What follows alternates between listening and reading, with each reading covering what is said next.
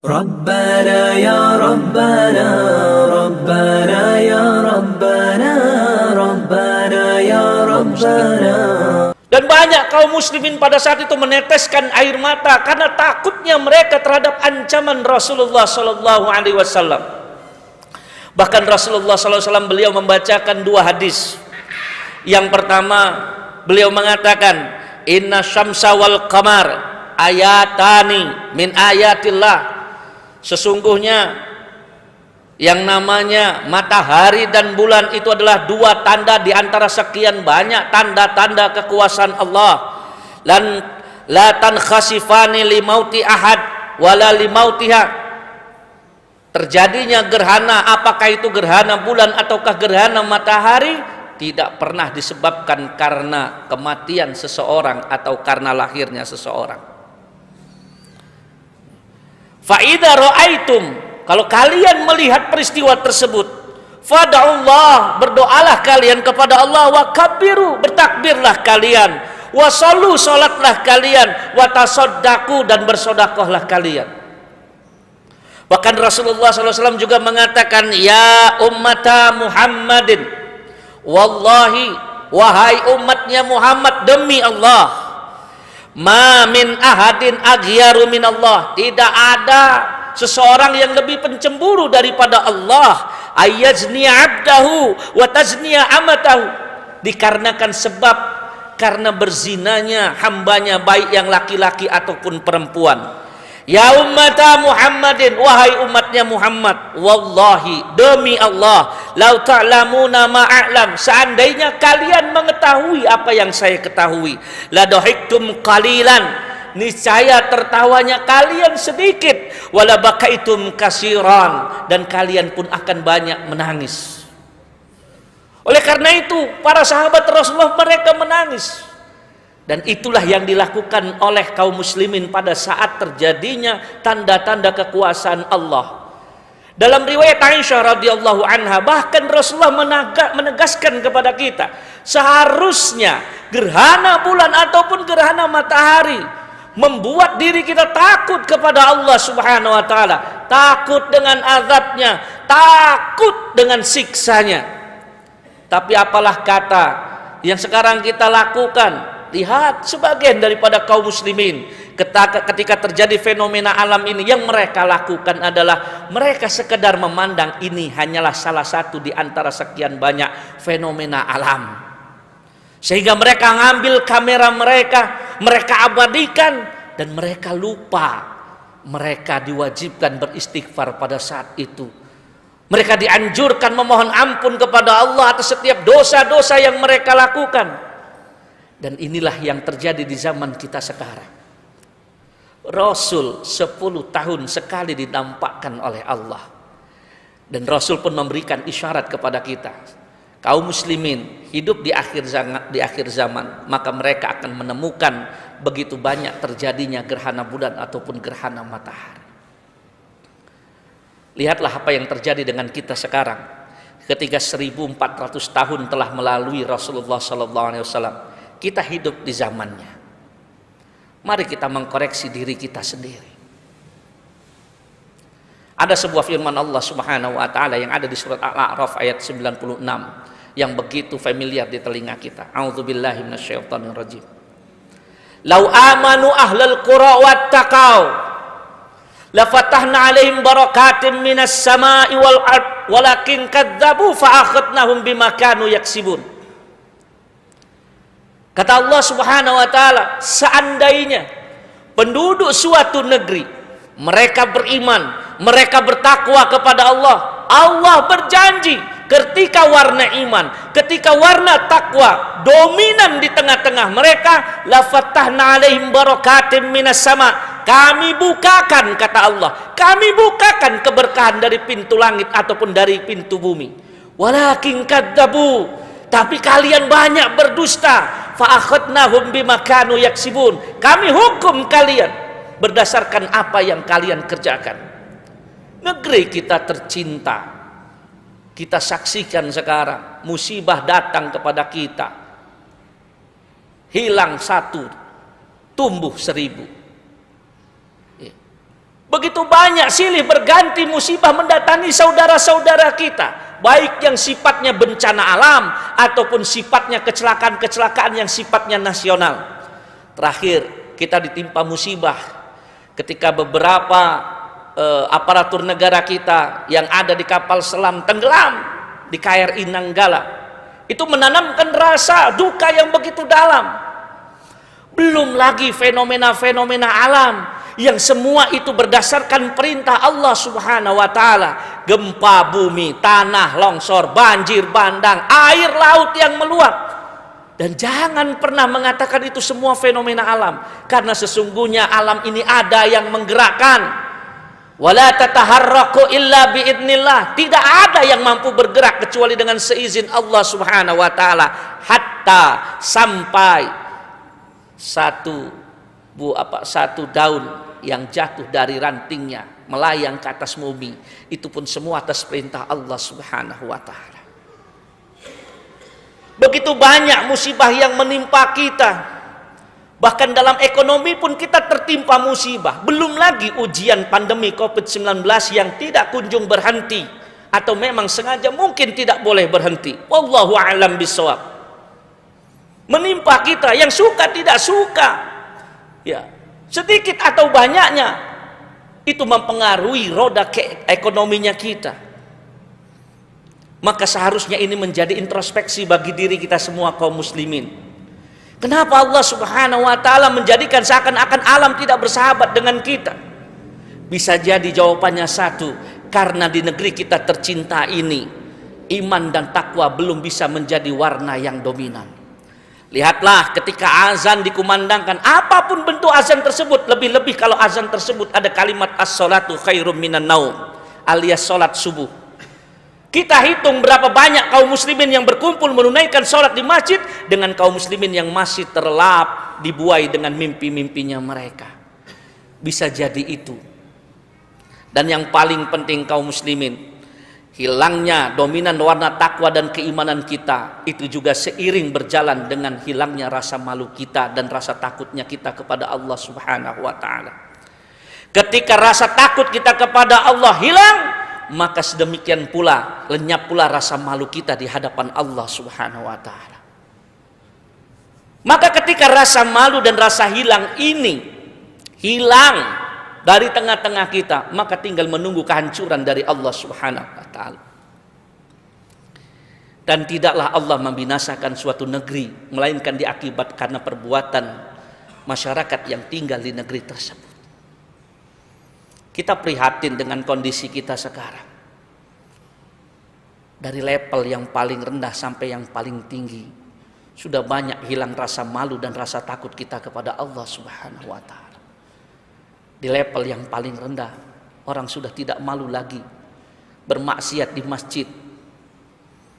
Padahal Rasulullah SAW ketika beliau pernah berwasiat kepada sahabat-sahabatnya dengan berbagai macam wasiat, salah satu wasiat beliau adalah jangan pernah kalian bermaksiat di masjid. Sekarang orang tidak malu lagi bermaksiat di masjid.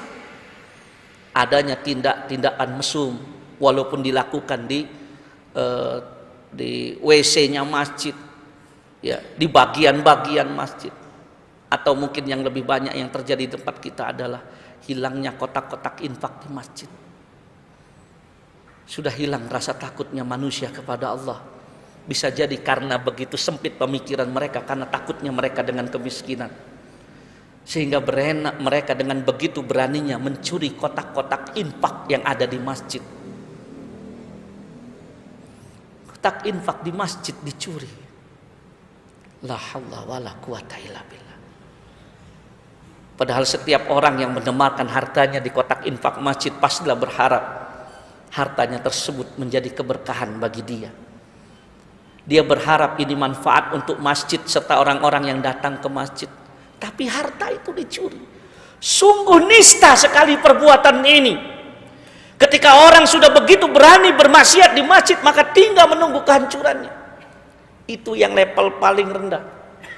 Level yang paling tinggi, siapa? Para pemimpin, baik dalam tinjauan agama ataupun dalam tinjauan kepemerintahan. Ketika para umara dan para ulama hilang rasa takutnya mereka. Yang ulama menggadaikan ilmu mereka demi nikmat duniawinya mereka. Yang umarok memanfaatkan kepemimpinan mereka untuk kepentingan mereka atau kepentingan golongan mereka, kemudian mendolimi orang-orang yang dipimpinnya, maka tinggal menunggu kehancuran dari negeri tersebut. Banyak di antara mereka pemangku kekuasaan mengambil sesuatu percis sama seperti orang mengambil kotak infak masjid, mengambil dana umat, memakai dana umat tanpa sepengetahuannya. Belum lagi kita sekarang dikejutkan ketika terdengar rumor bahwasanya jemaah haji Indonesia ditolak sebelum mereka mampu membayar cash perjalanan haji mereka. Sebelum Indonesia bisa melunasi hutang-hutang ibadah hajinya, maka jemaah haji Indonesia tidak diperkenankan untuk berhaji ke tanah suci. Dan kita berharap berita ini adalah hoaks. Kita berharap berita ini hanyalah berita hoaks. Tapi kalau itu benar-benar terjadi, maka kita hanya memohon kepada Allah, semoga Allah Subhanahu wa taala melindungi kaum muslimin yang ada di Indonesia. Ya Allah, musibah terbesar ya Allah, ketika kami mengantri bertahun-tahun menyetorkan dana kami, tapi tiba-tiba dana kami lenyap, tidak tahu dipakai buat apa. Di mana seharusnya seorang muslim apabila ingin mempergunakan harta milik sahabatnya, itu wajib dengan seizinnya, wajib dengan akadnya. Kalau tanpa akad itu namanya pencurian. Apapun dalihnya kaum muslimin. Mungkin ini yang menjadi koreksi bagi diri kita semua.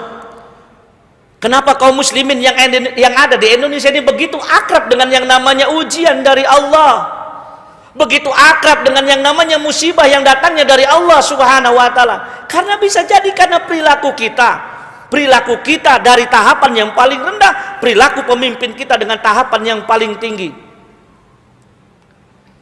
Kita banyak beristighfar ketika kita banyak dipertontonkan orang-orang yang mengerti tentang dasar-dasar agama. Mereka terjerat kasus pidana korupsi, dan dengan gagahnya, dengan rompi oranyenya, dengan peci putihnya, mereka masih bisa tersenyum di hadapan kamera.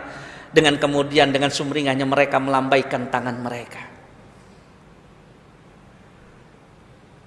Mereka bukanlah orang-orang yang tidak memahami dasar-dasar syariat Allah. Tidak. Bisa jadi mereka menghafal Al-Quran, bisa jadi 30 juz itu tertanam dalam benak mereka. Apa yang kemudian terjadi? Hilangnya rasa takut mereka kepada Allah. Bersemayamnya Al-Quran di dalam hati mereka, bersemayamnya Al-Quran di dalam pikiran mereka, tidak mampu menumbuhkan rasa takut mereka kepada Allah Subhanahu wa ta'ala. Dan ini yang perlu menjadi koreksi bagi kita semua. Apa yang menyebabkan? Saya dulu pernah geleng-gelengkan kepala ketika saya menyaksikan dengan mata kepala saya sendiri seseorang yang begitu fasihnya melantunkan Al-Quran, hafiz 30 juz, tapi mereka terjerat dalam riba. Bukankah mereka paham dalam Al-Quran begitu banyak Allah Subhanahu wa ta'ala melarang kita untuk memakan harta riba? Ambil yang paling ringan, wala ta'kulur riba. Tapi sekali lagi, karena hilangnya rasa takut kita tidak lagi takut sama Allah, sampai-sampai kita berani suudzon sama Allah Subhanahu wa ta'ala. Tanpa riba, dari mana kita punya rumah? Kalau nggak riba, gimana kita mau punya motor? Kalau tanpa riba, gimana kita mau punya mobil? Bukankah ini seburuk-buruknya suudzon seorang hamba kepada Rabbnya? Padahal dalam hadis qudsinya Allah Subhanahu wa ta'ala memfirmankan kepada kita, innallaha inda dhonni abdi. Allah bersama prasangka seorang hamba. Besarkan rasa baik sangkanya kita kepada Allah. Kita bisa ya Allah, kami bisa ya Allah punya rumah tanpa riba, punya mobil tanpa riba, punya motor tanpa riba. Kami bisa menghidupi istri dan anak-anak kami ya Allah, walaupun dengan harta yang halal, walaupun sedikit ya Allah. Kuatkan rasa husnudzon kita kepada Allah. Karena sebesar apapun husnudzon kita kepada Allah, sebesar itulah Allah membalas kepada kita semua.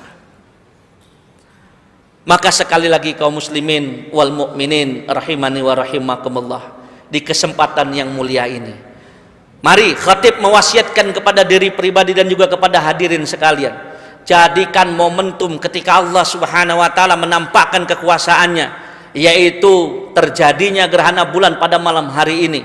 Jadikan kepada kita semua sebagai bentuk momentum agar menumbuhkan rasa takut kita kepada Allah Subhanahu wa taala. Dan ketika kita sudah tumbuh rasa takut kita kepada Allah, mudah-mudahan Allah Subhanahu wa taala akan menebalkan keimanan serta ketakwaan kita kepada Allah Subhanahu wa taala. Ingatlah kaum muslimin, rasa takut kita kepada Allah itulah yang akan menjadi puncak daripada keimanan kita itu sendiri. Kita kadang-kadang takut dengan pandangan manusia, tapi tidak takut dengan pandangan Allah. Pernah datang kepada saya seseorang yang memohon doa kepada saya. Bantu saya Ustaz, doakan saya agar saya tabah menjalani ujian yang Allah berikan kepada saya. Mungkin sebentar lagi saya akan masuk penjara karena saya sudah distatuskan sebagai tersangka oleh KPK. Saya katakan, bersyukurlah Bapak. Aib Bapak Allah tampakkan sekarang. Jadikan ditampakkan sekarang sebagai momentum Allah sayang sama Bapak. Saya cerita sama beliau, kalau para salafus soleh terdahulu, ketika mereka berbuat dosa, mereka menangis malam harinya. Mereka berdoa kepada Allah, ya Allah, balas dosa saya hanya di dunia, ya Allah, jangan balas dosa saya di akhirat. Muhammad bin Sirin rahimahullah, yang hanya, tanda kutip, hanya berbuat dosa sekedar candaan kepada sahabatnya, beliau panggil sahabatnya dengan sebutan ya fakir. Kemudian sahabatnya tersinggung dengan ucapan beliau, menghilang bagaikan ditelan bumi tanpa sempat seorang ulama sekaliber Muhammad bin Sirin rahimahullah untuk meminta maaf kepadanya, membuat dia menangis. Ya Allah, saya telah berbuat dosa kepada sahabat saya, ya Allah, candaan saya membuat hatinya terluka sampai dia menghilang bagaikan ditelan bumi, ya Allah. Ya Allah, balas dosa saya mengata-ngatai saudara saya dengan sebutan fakir, ya Allah. Dan beliau bersujud syukur ketika 25 tahun kemudian beliau ditakdirkan oleh Allah bangkrut usahanya. Kata beliau, terima kasih ya Allah telah menjawab doa-doa saya. 25 tahun saya menunggu kapan saya dijadikan fakir oleh Allah. Hari ini saya menyaksikan usaha saya bangkrut dan saya dijadikan fakir oleh Allah. Saya katakan kepada beliau, seorang ulama aja Pak berharap lebih baik hukum di dunia, maka ikhlaskan. Tapi bagaimana kondisi keluarga saya, Ustadz, mereka malu mengurung diri di rumah. Saya katakan, Pak, penyakit tersebut hadir dalam diri kita karena kita ini lebih banyak hidup mengharapkan pandangan manusia. Seandainya kita hidup hanya mengharapkan pandangan Allah, maka tidak ada rasa malu terhadap manusia. Lagi pula saya katakan, tidak ada manusia yang bersih dari dosa. Dan Allah senantiasa menghukumi seseorang bukan berdasarkan masa lalunya, tapi bagaimana ke depan dan bagaimana akhirnya.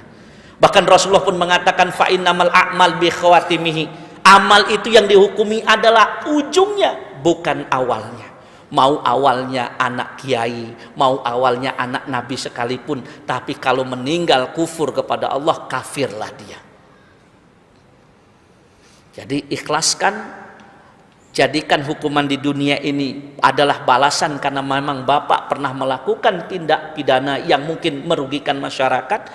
Ikhlaskan, tumbuhkan rasa takut nanti di dalam.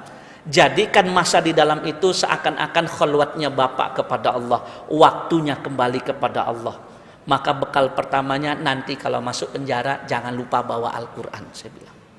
Bawa Al-Quran dengan terjemahan. Bisa jadi selama ini Bapak nggak nyentuh Al-Quran ketika Bapak sibuk dengan jabatan Bapak. Tapi sekarang waktunya Bapak menyentuh Al-Quran. Baik Ustadz, doakan Ustadz. Sama satu pesan saya. Apa? Jangan pernah lagi mengharapkan ridho manusia. Capek kita hidup mengharapkan ridho manusia. Harapkan hanya ridho Allah Subhanahu wa ta'ala. Dan yang terakhir Pak, apa? Kalau Bapak ingin tahu bagaimana puncak rasa keimanan Bapak kepada Allah, rasakan bagaimana Bapak takutnya kepada Allah kalau Bapak melanggar syariatnya Allah Subhanahu wa ta'ala. Jadi kalau ada di antara kita bermaksiat kepada Allah, kemudian kita menangis karena rasa takutnya kita ditimpa azab dari maksiat yang kita lakukan di dunia, maka kita bisa merasakan bagaimana manisnya iman tersebut. Selagi kita sulit menangis atas dosa-dosa yang kita lakukan, selagi hati kita membatu dengan kemaksiatan yang bertubi-tubi kita lakukan, maka siap-siap kita akrab dengan yang namanya musibah dari Allah Subhanahu wa ta'ala. Maka kaum muslimin, sekali lagi dan sekali lagi, mari dengan waktu yang singkat ini, marilah kita semua menumbuhkan rasa takut kita kepada Allah Subhanahu wa ta'ala. Dan marilah kita tutup khutbah kali ini dengan sedikit berdoa kepada Allah. Semoga Allah Subhanahu wa ta'ala memberikan kita keberkahan dan rasa takut kepada Allah Subhanahu wa ta'ala. A'udzu billahi minasyaitonir rajim. Bismillahirrahmanirrahim. Alhamdulillahi rabbil alamin. Allahumma ighfir lil mu'minina wal mu'minat wal muslimina wal mu'minat al ahya'i minhum wal amwat innaka sami'un qaribun mujibud da'wat ya qadiyal hajat. Rabbana ighfir lana wa li ikhwanina alladhina sabaquna bil iman wa la taj'al fi qulubina ghillan lil ladzina amanu innaka raufur rahim. Allahumma aminna fi awtanina wa aslih a'immatana wa wulata umurina waj'al wilayatana fi man khafaka wattaqaka wattaba'a ridhaka ya rabbal alamin. Allahumma waffiq waliya amrina lihudaka waj'al amalahu fi ridhaka warzuqhul bitanata sholihatan nasihata ya rabbal alamin. Rabbana ighfir lana wa liwalidaina warhamhuma kama rabbayana shighara. Rabbana ighfir lana dzunubana wa israfana fi amrina wa tsabbit aqdamana wansurna 'alal qaumil kafirin. Rabbana atina fid dunya hasanah wa fil akhirati hasanah wa qina adzabannar. Wa sallallahu ala nabiyyina Muhammad wa ala alihi wa sahbihi ajmain. Subhanaka rabbika rabbil izzati amma yasifun wa salamun alal mursalin walhamdulillahi rabbil alamin. Aqulu qauli hadza wa billahi taufiq wal hidayah. Assalamualaikum warahmatullahi wabarakatuh.